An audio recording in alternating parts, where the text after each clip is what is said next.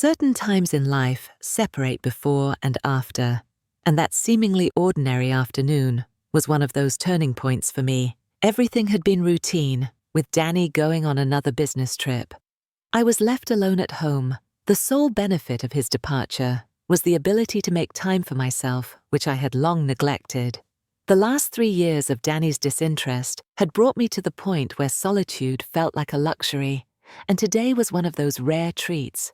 In my bedroom, surrounded by my favorite bedding, I set up my laptop and placed a few personal objects nearby. I used to appreciate moments like this a lot when Cole wasn't at home. However, now that he had returned from university, finding such possibilities was nearly impossible. Danny's son from his first marriage, Cole had a presence that I found difficult to ignore. I still recall the first time we met. His tall stature, sharp features and piercing eyes had made a lasting impression, but it was only a brief thought. Or so I told myself. I knew Cole was out with his mates and wouldn't be back till the evening. Feeling secure, I retired to my room for some alone time.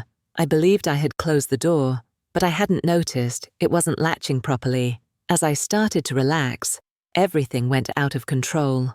Just as I was settling in, Cole entered. The brief seconds that our eyes met felt like an eternity. I attempted to conceal the goods in my hands, but it was too late. The sounds from my laptop reached his ears, and his eyes grew wider. My body froze. I couldn't move to protect myself, drown out the cacophony, or escape the terrible shame. My heart pounded so hard that it seemed like it would burst. Cole's expression was unforgettable. A combination of shock, curiosity, and something unspoken, maybe even desire. In that moment, the feelings flowing through me were not just shame. That glance forced me to confront the emptiness I had been holding. I suppose I should have knocked. Cole mumbled, his voice wobbly but deep. He took a slow step back, his stare never leaving mine until the door snapped shut. I collapsed on the bed and buried my face in my hands. What just happened? I was 42 years old, and Danny's son, my stepson, had witnessed my vulnerability. My thoughts replayed the look in his eyes over and over, and each time a weird warmth spread through me. However, I also felt an overwhelming sense of humiliation. That look, it wasn't just a surprise. There was something more about it, something that appeared to comprehend and even want me. Didn't thinking about it seem wrong, even repulsive, but I was unable to stop. My heart raced, and the sensation that sprang within me was more than just embarrassment I'd previously observed. Cole's subtle attentiveness, the way his eyes lingered on me, and the discreet ways he expressed interest, but I'd always disregarded it, pretended it didn't exist. Following this experience, everything felt different. Danny was gone for 3 more days, leaving only me and Cole in the I didn't know how I was going to face him. However, underlying my worry of what this could portend, there was an obvious exhilaration, something forbidden, harmful, and impossible to avoid. I assumed it would end here, that it will remain an accident, but I had no idea what awaited me the next day. To hear more confessions like this and support the station, subscribe and enable notifications. Trust me, this will be one of the most amazing stories you've ever heard. I didn't see Cole for the remainder of the day. That night, I fought to sleep. The following day passed mostly in silence. Cole remained in his room, and after swiftly cooking a dinner in the kitchen, I returned to the living area. We looked to be avoiding one another, but the tension between us lingered. We were both aware of it, but decided to ignore it. By nightfall, I had decided to take a shower. As warm water cascaded over my skin, I attempted to block out the events of the previous day. However, Cole's astonished but ardent expression remained in my mind. I was deep in thought when the power went off unexpectedly. The water continued to flow, but the bathroom was now completely dark. For a brief while, terror set in. I switched off the water and wrapped myself in a bathrobe. Just as I was fastening the belt around my waist, I heard Cole's voice scream out from the corridor. "Elena, are you all right?" he asked. "I am fine. I think the electricity is out," I responded, my voice wavering slightly. I tightened the robe belt and followed the sound of his voice. When I walked into the kitchen, I couldn't see him, but I heard his footsteps. "We need to find a candle," he remarked with a tight tone. A tiny illumination from a streetlight outside lighted one area of the kitchen, while shadows obscured the rest. As we struggled around, I accidentally bumped into him, bringing my shoulder to his chest. Both of us froze and held our breath. His hands instantly grabbed my waist and steadied me, but that touch was more than just a reflex. "Sorry I didn't notice you," Cole remarked, his voice low, nearly whispering. Our eyes met, barely illuminated by the low light coming in from outside. In that second, the pull between us felt stronger than anything I'd ever felt. "It's okay," I said quietly, my voice quivering despite my efforts to remain cool. My heart was thumping so fast that I was positive he could hear it.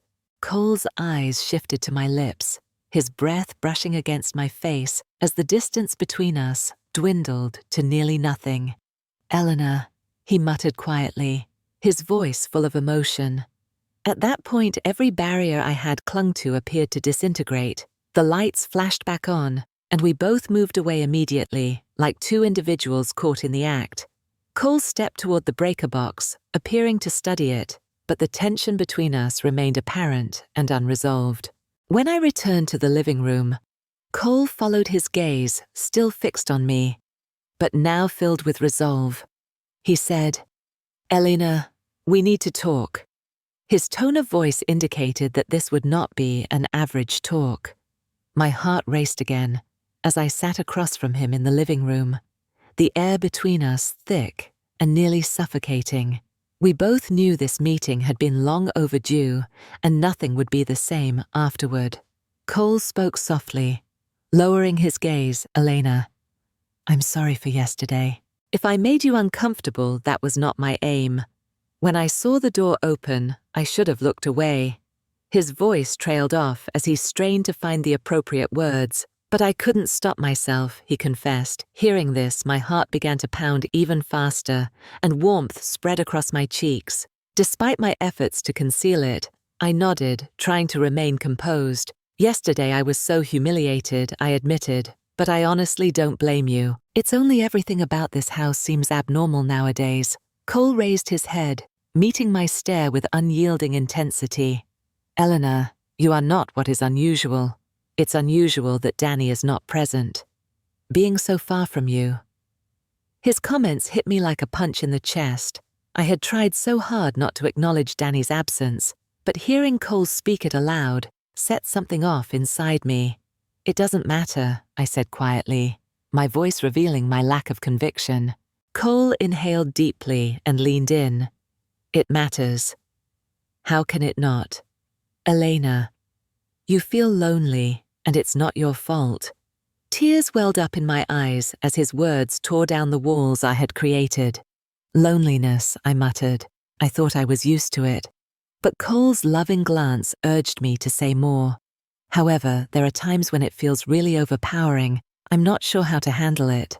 Cole leaned out and put his hand on mine, my breath caught at the weight of his touch. "You shouldn't have to feel this way." "Eleanor," he replied, his voice firm and confident, "someone like you shouldn't be this alone." For a minute, I became engrossed in the sincerity of his words and the weight of his hand on mine. My gaze went to his face, and I realized how genuine he was. That's when I realized it wasn't a simple misunderstanding. Cole sincerely intended it. I attempted to steer the topic away from the tension. "I want to talk about Carly." I added, my voice more steady. "I was concerned about you when you said you would split up, but why?" Cole hesitated briefly before taking a big breath and returning my gaze. "I haven't felt anything for her in a long time." He confessed that relationship ended a while ago, but I couldn't bring myself to admit it. I examined his expression attentively. "Why now? Why did you decide to end it now?" Cole averted his attention for a moment before returning it to me. "The intimacy between us was intense, and I could feel his breath. Because I like you, Elena," he added softly but confidently. "Carly didn't matter anymore, because you were the only one on my mind. It has been this way for a while. That is why I ended it." I opened my lips to respond, but had no words. Cole softly placed his hands around my waist, bringing me closer. Our lips were just inches apart, and I understood it wasn't just a transient attraction. There was a line we were about to cross, one that we couldn't undo. When Cole's lips contacted mine, it was as if time had stopped. His warmth, assurance, and the magnetic pull between us engulfed me completely. My heart raced furiously, and my mind went blank.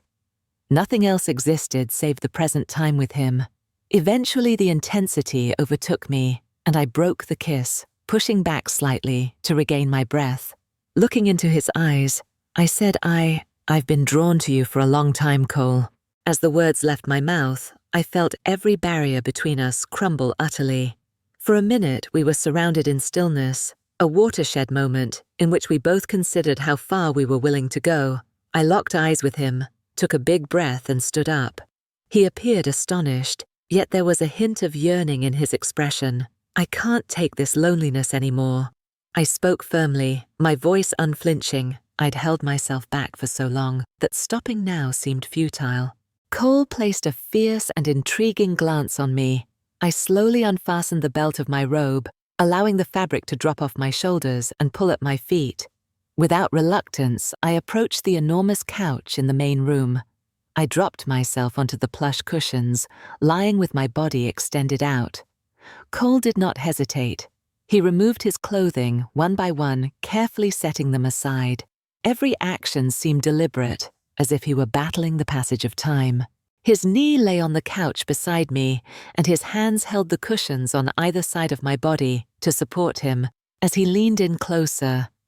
I felt his breath brush across my skin, sending a surge of warmth through me like electricity. Our eyes locked, and his lips softly found mine. That kiss wasn't just ordinary kiss.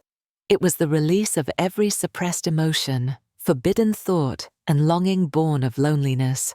Cole's hands traveled to my waist with a delicate yet forceful touch. My gaze fixed on Cole, and I felt something awaken inside me, something I thought I'd forgotten. The more Cole spoke, the more I was pulled to him.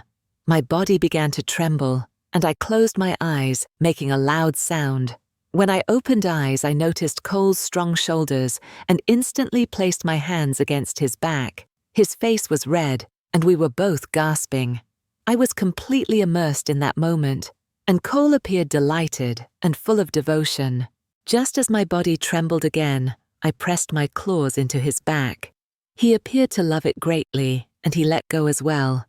A warm sensation went through me, filling me with an overwhelming sense of happiness. Every moment with Cole was fascinating and scary. Danny still had a few days before he returned, and Cole and I experienced intense moments that obliterated all boundaries. It felt so natural, so inevitable that the wrongness of it all faded into the background. Cole's presence filled the void left by Danny's disinterest, making me feel alive again. When Danny returned, his apathy remained unchanged. The loneliness I felt during his absence combined with the connection I had with Cole emphasized the distance between us. Despite Danny's homecoming, Cole and I kept texting even when he was home. Talking with Cole filled a vacuum that I could no longer ignore. One seemingly routine evening, Danny casually remarked that he had a work meeting and would not be home for the night. I couldn't help but smile as a sense of joy rushed through me. I picked up my phone and began typing a message to Cole. "Danny is not home tonight. It's only us. I cannot wait to see you." My fingers paused over the submit button for a few seconds while my heart raced, but I finally hit it. Setting my phone down on the table, I let a faint smile spread across my face as I considered the evening ahead. What I didn't realize was that Cole was in the midst of a heated argument with his ex-girlfriend, Carly. Her unrelenting focus on him had pushed him to his breaking point, and he decided it was time to stop it. Carly's eyes were filled with resolve and hate as she interrupted him at every turn.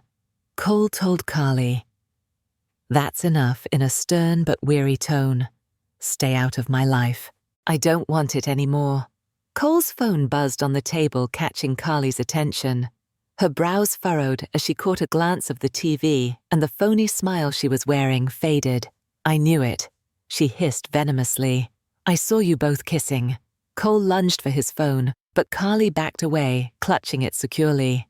I will tell Danny everything. She spat, her voice full of hatred. I have been keeping an eye on you both every day. Cole's heart plummeted as he realized things were getting out of control.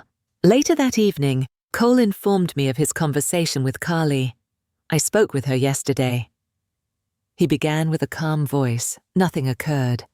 I simply told her to leave me alone. She'd been bugging me for a time, but it is now finished. His remarks provided some relief, but a nagging sensation of dread persisted within me. The next day, Danny's behavior changed unexpectedly. He became unusually attentive after breakfast. Normally aloof and chilly, he suddenly seemed to be everywhere. I went closely, scrutinizing me at all times. Are you fine, Eleanor? Has there been anything going on lately? Danny inquired, his gaze fixed on mine, a tinge of mistrust in his voice.